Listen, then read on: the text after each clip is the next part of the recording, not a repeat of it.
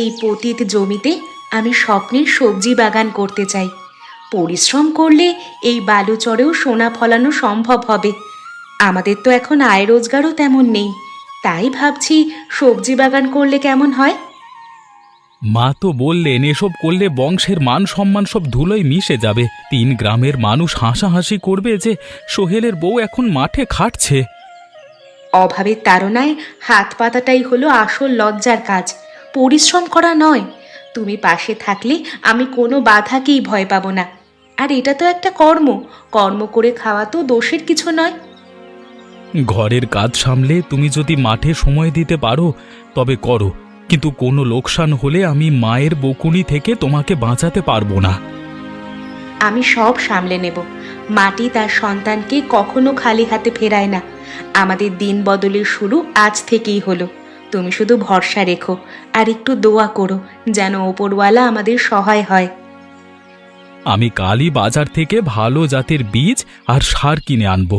তবে মনে রেখো, গ্রামের মানুষের আজে বাজে কথা যেন কানে না পৌঁছায়।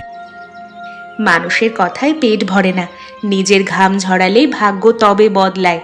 আমি বাগানটা এমনভাবে গড়ব যে সবাই শুধু প্রশংসাই করতে থাকবে, কেউ কিছু বলতেই পারবে না। সাবধানে থেকো ময়না। আমার কেন জানি মনে হচ্ছে পথটা সহজ নয়। মায়ের মেজাজ খুব খারাপ, তিনি এ কাজ একদম পছন্দ করবেন না। সততা থাকলে আল্লাহ ঠিকই একটা না একটা পথ বের করে দেবেন আমাদের জন্য। তুমি শুধু দোয়া করো যেন কোনো শত্রুর নজর আমাদের বাগানটায় না পড়ে। আমরা দুজন মিলে কাজ করলে নিশ্চয়ই সাফল্য আমাদের ধরা দেবে। চলো তবে আজকে থেকে আমাদের নতুন জীবনের এই স্বপ্ন শুরু করি। দেখলি শেফালি, বউটা কেমন সোহেলকে হাত করে মাঠে নেমে পড়লো। এখন এই বাড়িতে আমার কথার কোনো দামই নেই আর কারো কাছে। মা, গ্রাম শুদ্ধ মানুষ এখন ময়না ভাবির বুদ্ধির খুব তারিফ করছে। সবাই বলছে এমন লক্ষ্মী বউ নাকি এই 3 গ্রামে একটাও নেই। প্রশংসা করার মজা আমি ঘোচাচ্ছি, বাগান নষ্ট হলেই সব শেষ। এমন চাল চালবো যেন সবার কাছে অপয়া হয়ে যায় চিরদিনের জন্য। আমার কথার বিরুদ্ধে গিয়ে সবজি বাগান করার ফল এবারও হরে হরে টের পাবে। ও তো রাত জেগে বাগান পাহারা দেয়, আমরা কাজটা করব কিভাবে? ধরা পড়লে নিশ্চিত দাদা আমাদের এই বাড়ি থেকে বের করে দেবে। তখন কি হবে? তুই ভাবিস না, ও বাজারে গেলেই তুই বাগানে বিষ ঢেলে আসবি। চারাগুলো মরে গেলে লোকে ভাববে ওর অলক্ষী পায়েই বাগান ধ্বংস হয়েছে। দারুণ বুদ্ধিমা, এভাবে ওর সব পরিশ্রম এক নিমেষে পণ্ড হবে। দাদাও তখন ওর দিক থেকে মুখ ফিরিয়ে নেবে আর আমাদের কথা আবার শুনবে। তখন আর কোনো রাস্তায় কাটা যাবে না। শুধু বিষ নয়, ওর চরিত্র নিয়ে এমন অপবাদ দেব যেন মুখ না দেখায়। সোহেলকে বোঝাবো ও বাগান দেখাশোনার আড়ালে অন্য কারো সাথে দেখা করে। তখন সোহেলও ওকে সন্দেহ করবে। কিন্তু মা, সত্য বেরিয়ে এলে আমাদের মান সম্মান কি আর থাকবে? আমার খুব ভয় লাগছে, যদি মাতব্বর কাকা এই চক্রান্ত জেনে ফেলেন তাহলে তো আমাদের এই 3 গ্রামের আশেপাশেও থাকতে দেবেন না। ভয় পেলে রাজত্ব করা যায় না, নিজের অধিকার আদায় করতে হয়। ময়না রানী হতে চাইলে আমরা হব দাসী। তুই কি সেটা চাস? আমি বেঁচে থাকতে এটা কিছুতেই হবে না। না মা, আমি কারো দাসী হব না। আমাদের হুকুমই বাড়িতে চলবে। আমি কালই বিষের ব্যবস্থা করছি, তুমি শুধু খেয়াল রেখো যেন কোনো বিপদ না হয়। মা দেখেন, প্রথম ফলন হয়েছে, কত সুন্দর আর তরতাজা সব। আপনার দোয়া থাকলে এই সবজি বাজারে অনেক দামে বিক্রি হবে আর আমাদের সংসারটাও ভালোভাবে চলে যাবে। 2 দিনের এই চাকচিক্য দেখে বেশি উঁচুতে উঠিস না। ঘরের বউ বেশি উঁচুতে উঠলে পড়ার সময় হাড়গোড় সব চুরমার হয়ে যায়। মা, আপনি কেন সবসময় আমাকে অভিশাপ দিয়ে কথা বলেন? আমি তো আপনারই পরিবারের ভালোর জন্য দিনরাত কষ্ট করছি। আমরা তো একই পরিবার। আমি যদি পরিবারের জন্য একটু কষ্ট করি তাহলে ক্ষতি কি? এতে তো আমাদের সংসারটাও ভালোভাবে চলছে। ভালো তুই একাই বুঝিস, আমরা কি এতদিন হাত পা গুটিয়েছিলাম? তোর এই তেজ আমাদের বংশের মান মাটির সাথে মিশিয়ে দিচ্ছে, তুই কি সেটা বুঝতে পারছিস না? আমি মান বাড়াতে চাই মা, কারো ক্ষতি করার কথা ভাবিও নি কোনোদিন। আপনার আশীর্বাদ পেলে আমাদের এই সংসার শান্তিতে ভরে উঠবে। আশীর্বাদ তখনই দেব যখন তুই বাগান ছেড়ে ঘরের কাজে মন দিবি। চাষি ঘরের মেয়ের মতো মাঠে কাজ করা আমাদের ঘরের বউদের শোভা পায় না। পরিশ্রম করলে কারোর বংশ ছোট হয় না মা, বরং অভাবী মানুষকে ছোট করে। আমি চাই না আমাদের অভাবের খবর 3 গ্রামের মানুষ জানুক। আমাদের সংসারটাতে আর কোনো অভাব না হোক। বেশি জ্ঞান দিবি না আমাকে, তোর মতো কত বউ আমি দেখেছি। শেষ পর্যন্ত এই বাগানই তোর কপালে দুঃখ বয়ে আনবে, দেখে নিস। তার আগে ভালোয় ভালোয় সম্মান যাওয়ার আগে এসব ছাড়। আমার বিচার আল্লাহ করবেন মা, আমি শুধু নিজের দায়িত্ব পালন করছি। আপনি মনটা পরিষ্কার করলে দেখতে পাবেন আমি ভুল কিচ্ছু করছি না। আমি শুধু চেষ্টা করছি আমাদের সংসারটা যেন সুখে শান্তিতে ভরে থাকে। তোর সাথে কথা বলাই বৃথা, নিজের চরকায় তেল লেগে যা। তোর এই পতন দেখার জন্য আমি প্রহর গুনছি। যখন মান সম্মান হারাবি তখন বুঝবি আমার কথার মূল্য। আরে জমিলা দিদি, কোথাও যাচ্ছ মনে হচ্ছে? কোথায় যাচ্ছ? এদিকেই পিসির কাছে যাচ্ছিলাম। তা তুমি কোথায় যাচ্ছ? সবজির বাগানে বুঝি? আজকাল তো তোমার বাগানের ভালোই উন্নতি হয়েছে, বাগানটা দেখলেই তো মন ভরে যায়। হ্যাঁ গো দিদি, তোমাদের দোয়ায় আমার সবজি বাগানটা ভালোই উন্নতি হচ্ছে। আশা করি আমাদের অভাব এখন আর থাকবে না। তোমরা শুধু একটু দোয়া করো। ময়না বোন, সাবধানে থেকো গো। তোমার নিজের ঘরেই বড় শত্রু আছে। কাল রাতে আমি রহিমা আর শেফালিকে বাগানে ফিসফিস করতে দেখেছি। আপন মানুষ কি সত্যিই এমন জঘন্য কাজ করতে পারে জমিলা দিদি? আমি তো কারো কোনো ক্ষতি করিনি, তবে ওরা কেন এমন করবে? আমি তো শুধু একটা সবজির বাগানই করছি। হিংসা মানুষের বিবেক গিলে খায়, এটা কখনো ভুলে যেও না বোন। ওদের হাতে বিষের প্যাকেট ছিল, আমি নিজের চোখে সেটা দেখেছি। বিষ? আমার তিল তিল করে গড়ে তোলা এই বাগান কি ওরা শেষ করতে চায়? আমি তো শুধু চেয়েছি আমাদের অভাবের সংসারটা একটু সুখে থাকুক। তোমার এই সাফল্যই ওদের চোখের বিষ হয়ে দাঁড়িয়েছে এখন। ওরা চায় না তুমি গ্রামের মানুষের কাছে এত প্রশংসা পাও। আমি তো শাশুড়ি মাকে নিজের মায়ের মতো সম্মান করি সব সময়। শেফালিকেও নিজের বোনের মতো ভালোবেসে আগলে রাখার চেষ্টা করি, আর ওরা কি না। দুনিয়াটা অনেক কঠিন ময়না, এখানে ভালো মানুষের দাম খুব কম। আজ রাতটা খুব সাবধানে থেকো, আর বাগানটা চোখে চোখে রেখো। আপনি কি নিশ্চিত ওরা কাল রাতেই বাগানে বিষ প্রয়োগ করতে আসবে? আমার কেন জানি বিশ্বাস হচ্ছে না ওরা এত নিচে নামতে পারে। আমি যে আমার মনকে মানাতে পারছি না। বিশ্বাস করা না করা তোমার কাজ, সাবধান থাকতে তো দোষ নেই। নিজের সম্পদ রক্ষা করার দায়িত্ব তোমারই।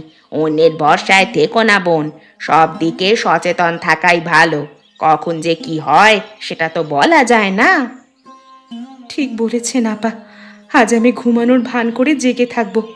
যদি ওরা অপরাধ করে তবে তাদের হাতে নাতে ধরাটাই হবে আসল শিক্ষা।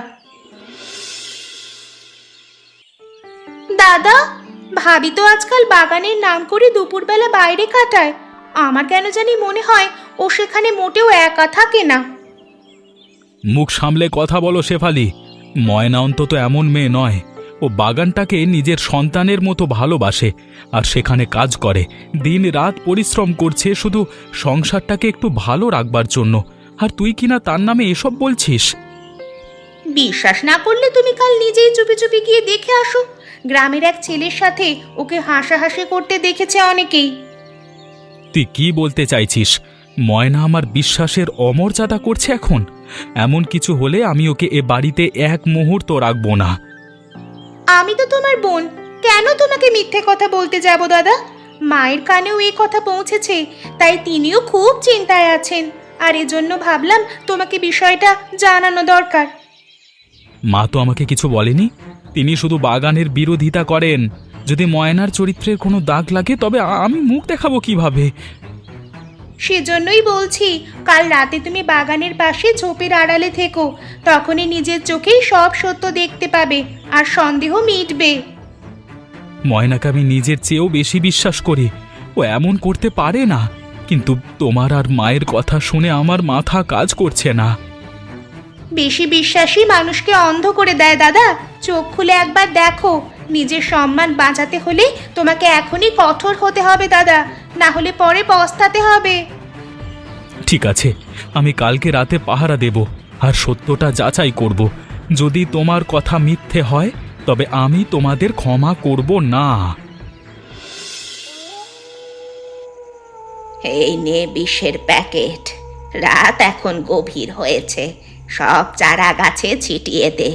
সকালে যখন সব মরে যাবে তখন ময়না কেঁদেও আর কুল পাবে না। খুব ভয় লাগছে মা আমার। কেউ যদি এই অবস্থায় আমাদের দেখে ফেলে, দাদা যদি জানতে পারে, তবে আমাদের হাড়গোড় আস্ত রাখবে না আর। কেউ দেখবে না, ময়না এখন অঘরে ঘুমাচ্ছে আর সোহেলও বাড়িতে নেই। এই সুযোগ হাতছাড়া যদি করিস, আমাদের আর কখনো জয়ী হওয়া হবে না। যা করার এখনই করতে হবে। ভাবি তো অনেক কষ্ট করে এই চারাগুলোকে বড় করেছে নিজ হাতে। কাজটা করতে গিয়ে আমার হাতটা কেন জানি বারবার কেঁপে উঠছে মা। আমার কেন এমন হচ্ছে? মায়া করলে রাজা হওয়া যায় না। শত্রু নিপাত করতে মনটাকে শক্ত কর। এই বিষই আমাদের এই সংসারে আবার শান্তি ফিরিয়ে আনবে। ওকে উচিত শিক্ষা না দিলে চলবে না।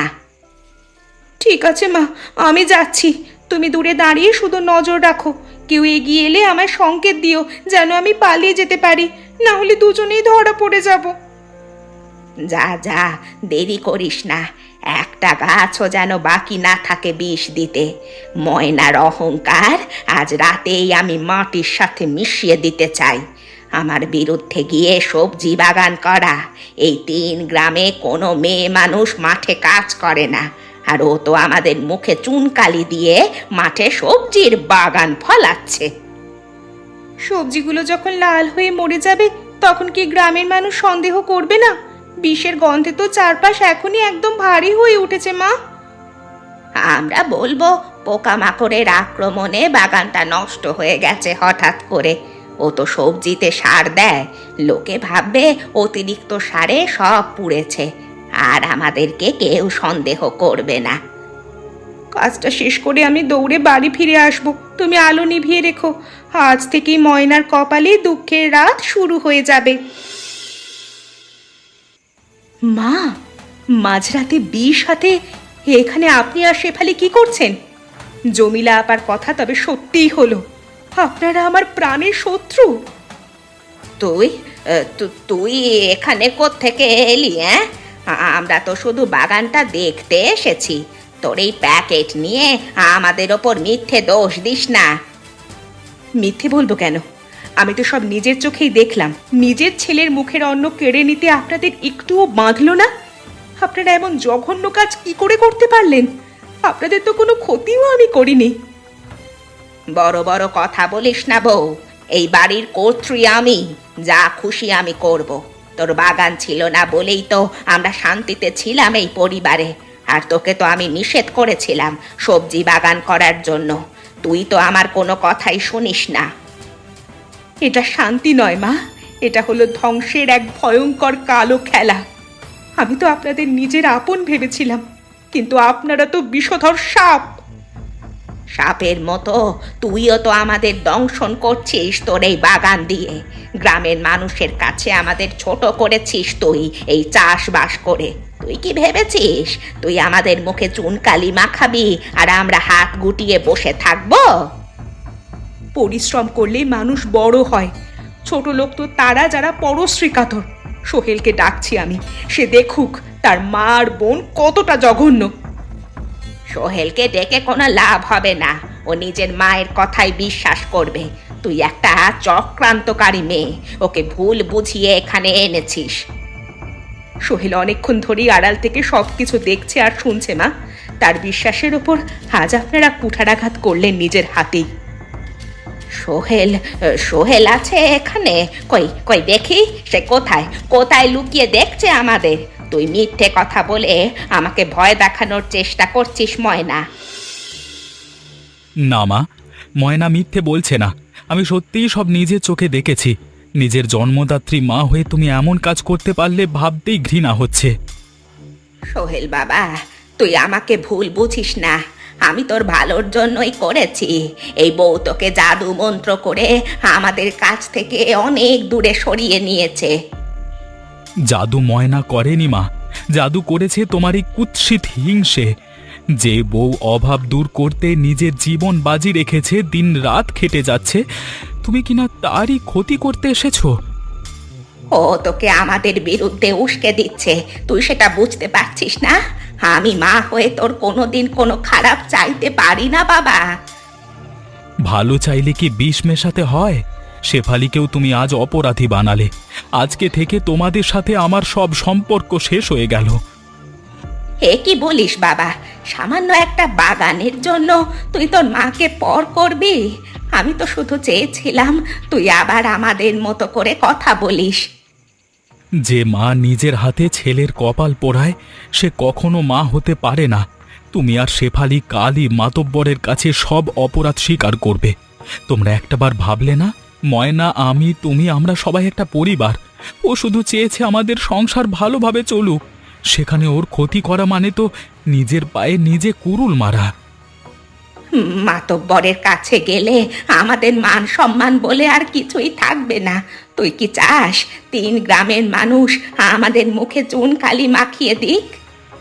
সম্মান তো তোমরা নিজেই ড্রেনে ফেলেছ এই বিষের প্যাকেট দিয়ে। ময়না আজকে তোমাদের না ধরলে কালকে হয়তো তোমরা তাকেই বিষ দিতে। আজ থেকে ময়না আর আমি এই বাগান দেখব। ঘরের প্রতিটি ভাতের হিসেব তোমাদের দিতে হবে এই অপকর্মের জন্য। শেফালি, সত্যটা বলো, তোমার মা তোমাকে দিয়ে বিষ মেশাতে বাধ্য করেছে। পুরো গ্রাম তোমার এই কাজের জন্য ছি ছি করছে এখন। মাতব্বর কাকা, আমি মায়ের কথায় সব ভুল করেছি। আমার নিজের কোনো দোষ নেই। মা বলেছিলেন বাগান নষ্ট না করলে আমাদের হুকুম চলবে না, আর তাই মায়ের কথায় আমি এই অন্যায় কাজ করেছি। হুকুম চালানোর জন্য কি মানুষের পেটে লাথি মারতে হয় শেফালি? তোমার ভাবি তো কোনোদিন তোমাদের সাথে খারাপ আচরণ করেনি কখনো। আমি বুঝতে পেরেছি আমার কত বড় ভুল হয়েছে। আমি সবার কাছে ক্ষমা চাইছি। দাদাকে বলুন যেন আমাদের বাড়ি থেকে বের না করে দেয়। শুধু ক্ষমা চাইলে তো হবে না, এই পাপের শাস্তি তোমাকে পেতেই হবে। তুমি ভাবির চরিত্র নিয়েও গ্রামে অনেক আজে বাজে কথা ছড়িয়েছ। হিংসা আমার চোখ অন্ধ করে দিয়েছিল। আমি ভেবেছিলাম সবাই ভাবিকে ঘৃণা করবে, কিন্তু গ্রামের মানুষ এখন আমাকেই ঘর থেকে তাড়াতে বলছে। দোষ যখন করেছো তখন তার ফল ভোগ করার জন্য তৈরি থাকো এবার। রহিম বিবির কুশিক্ষা তোমাকে আজ এই খাদের কিনারায় এনেছে। মা আমাকে বলেছিলেন ময়না ভাবি নাকি জাদু করি আমাদের ঘর ভেঙে দেবে। আমি ভাবিনি যে মা নিজের স্বার্থের জন্য আমাদেরও ধ্বংস করবেন। মা হয়ে যে সন্তানকে অপরাধ করতে শেখায় সে সব থেকে বড় অপরাধী। তোমাকে 1 মাস গ্রামের সব রাস্তা পরিষ্কার করার শাস্তি দেওয়া হলো। আমি রাজি আছি কাকা, তবু দাদাকে বলুন আমাকে যেন সে মাফ করে দেয়। আমি আর কোনোদিন মায়ের কোনো খারাপ কথায় কান দেব না। রহিম বিবি, আপনার মতো বয়স্ক মহিলার কাছ থেকে এমন কাজ কেউ আশা করেনি। আপনি শুধু বাগান নয়, একটা সাজানো পরিবার ধ্বংস করতে চেয়েছিলেন। আমি হারের কাছে হেরে গেছি মাতব্বর সাহেব। আমার বুদ্ধি আজ লোপ পেয়েছে। আমি ভেবেছিলাম ক্ষমতা থাকলেই বুঝি ভালোবাসা পাওয়া যায় সংসারে। আমি ভেবেছিলাম ওর জন্য আমাদের মান যাবে। ভালোবাসা অর্জন করতে হয় ত্যাগ দিয়ে, অন্যকে কষ্ট দিয়ে কোনোদিন সুখ পাওয়া যায় না। আপনি নিজের ছেলের কাছেও বড় অপরাধী হয়ে দাঁড়িয়েছেন। আপনি একেবারেও ভাবলেন না ওর করা সবজি বাগান 3 গ্রামে অনেক উপকার হচ্ছে। এটা কোনো মান যাওয়ার মতো কাজ নয়। সোহেল আমার দিকে ঘৃণা ভরে তাকাচ্ছে। এই কষ্ট আমি সইতে পারছি না। আমি নিজের হাতে নিজের স্বর্গটা পুড়িয়ে ছাই করে দিয়েছি আজ। আমি আজ বুঝতে পারছি ওর কর্মের মূল্য। ক্ষমা চাইলে হয়তো ময়না আপনাকে মাফ করবে, কিন্তু আপনার মনে কি পরিবর্তন এসেছে? আপনি কি সত্যি আপনার ভুলগুলো বুঝতে পেরেছেন? আমি ময়নার চোখের জল দেখে আজ নিজের ভেতরটা অনেক বিষাক্ত মনে করছি। ও আমাকে মা ডেকেছিল, আর আমি তাকে বিষ দিয়ে মারতে চেয়েছি। এই গ্রাম আপনাকে বয়কট করবে যদি আপনি জনসম্মুখে নিজের দোষ স্বীকার না করেন।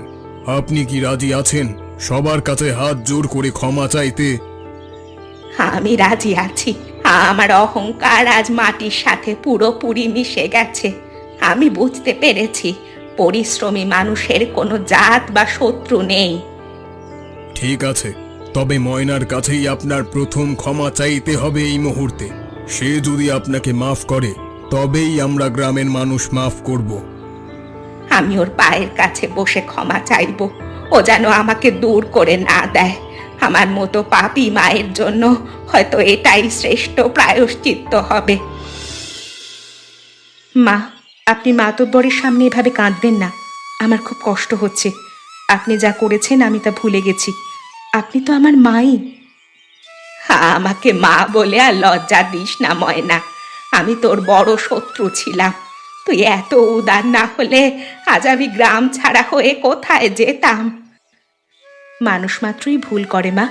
ঘৃণা দিয়ে কোনো দিন কোনো জয় হয় না। আমি চাই আমাদের পরিবারে আবার সেই হাসি আর আনন্দ ফিরে আসুক। তুই আমাকে কাজ শিখিয়ে দে। আমি তোর সাথে বাগানে ঘাম ঝরাবো কাল থেকে। আমি আর ঘরে বসে কুচক্রান্ত করব না, বরং তোকে সাহায্য করব। আপনার এই পরিবর্তনই আমার সবজি বাগানের সব থেকে বড় সফলতা মা। আমাদের বাগান এখন থেকে আরও বেশি সুন্দর আর সমৃদ্ধ হয়ে উঠবে। শেফালিকেও আমি সাথে আনবো। ওকেও আমি অনেক ভুল কথা শিখিয়েছিলাম। আমরা সবাই মিলে এই বাগানকে 3 গ্রামের শ্রেষ্ঠ বাগান বানাবো। আজ থেকে আমাদের কোনো ভেদাভেদ নেই।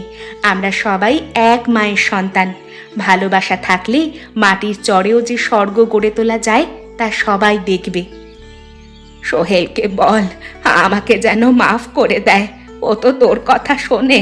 ও আমাকে ঘৃণা করলে আমি এই বাড়িতে এক মুহূর্তও থাকতে পারবো না। ও আপনাকে অনেক ভালোবাসে মা। শুধু রাগের মাথায় এমন ব্যবহার করেছে। আমি বুঝিয়ে বলবো, দেখবেন ও আবার আপনাকে জড়িয়ে ধরবে হাসি মুখে। তুই এই বাড়ির লক্ষ্মী ময়না। তোর জন্যই আজ এই ঘরটা রক্ষা পেল। আমি আর কোনোদিন তোর কোনো কাজে বাধা দেব না, পাশে থাকবো।